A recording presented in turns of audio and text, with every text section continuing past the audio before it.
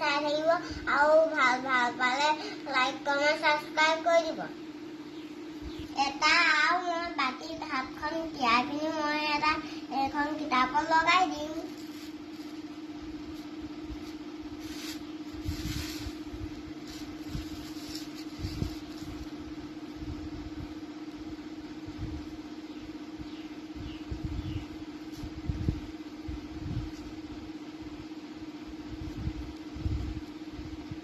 চবলৈকে দি দিবা